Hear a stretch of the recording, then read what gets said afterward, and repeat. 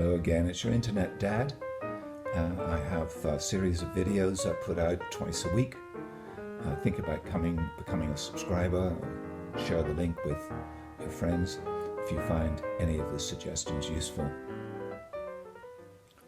Now today's talk is entitled Pardon, Monsieur.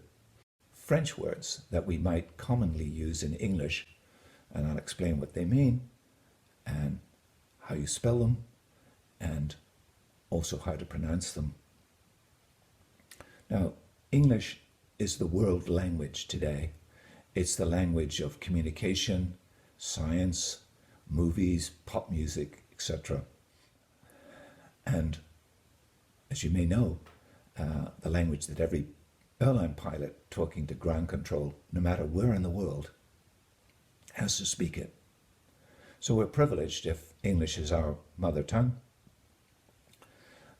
But 100 years ago, it would have been a sign of an educated person that you would speak French. Today, no Japanese or Chinese student would ever learn French instead of English. And here in the United States, it's much more likely that a kid might learn Spanish, 500 million speakers in Latin America, than French.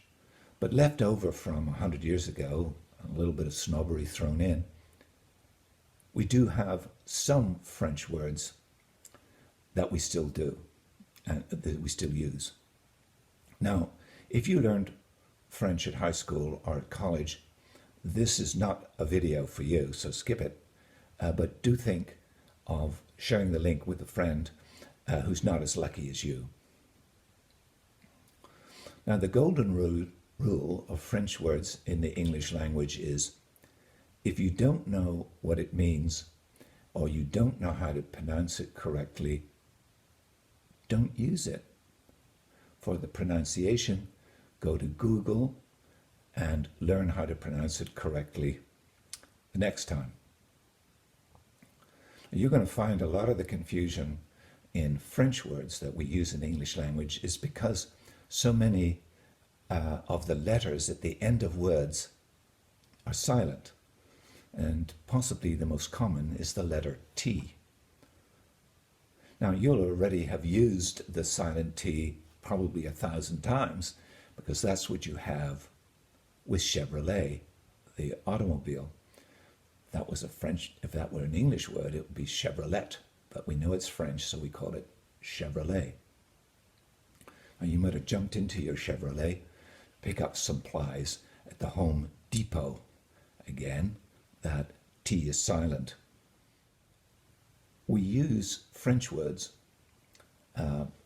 sometimes when there's no English substitute, but it's more likely that it's considered classy and maybe a little bit snobbish to use French.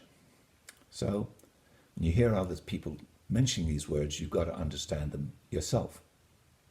A very common illustration is a self-serving restaurant has a buffet. That if it were an English word, you'd pronounce it buffet, but it's a buffet.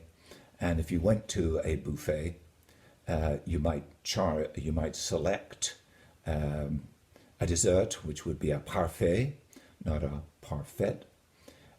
You might wish your fellow diner bon appetit, and by so doing, hopefully, you would build rapport with her, not report. So get it right. Another silent letter in French, and again, almost as common as the T, is the letter P. Now, you're already familiar with it because of the Marine Corps.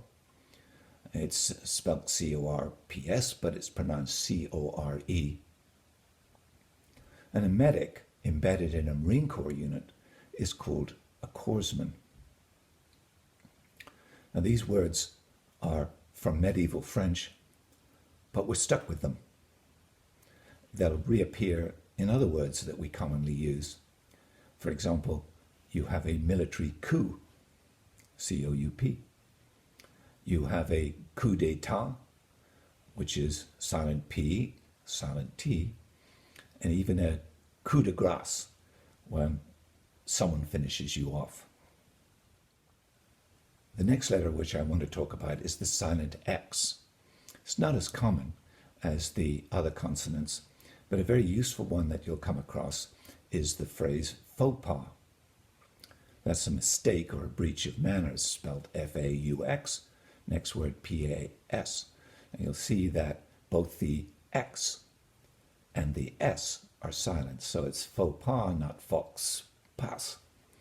And the word faux is very useful because F-A-U-X, pronounced faux, is commonly used for a fake. If something is a fake item, it's faux. Another consonant which is silent, especially at the beginning of the word, is the letter H.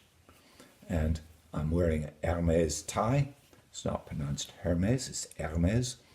And if you wore it to an evening drink session, you would be consuming hors d'oeuvres, not hors d'oeuvres. Now, the English language is mercifully free of acute and grave accents, but it occurs in a lot of the French words we use, particularly with the letter E. So you have the letter E in cliché, résumé, something may be risqué, and if you engage in a battle of wits and you lose, you might use a fencing term as in touché, always with the E. Now, fortunately for us all, a lot of French words are used in their initials. So if you're invited to something, you might be asked to RSVP, not répondez s'il vous plaît, with that silent T again. Likewise, if you're asked to meet at a certain place, you might wish to avoid rendezvous. In English it would be rendezvous, but it's rendezvous. But we get away with RV. So we just say RV, and it works. So that's just a sampling of French words. It's part of your education to understand them, and you'll develop a larger vocabulary. But in the meantime, remember my lesson.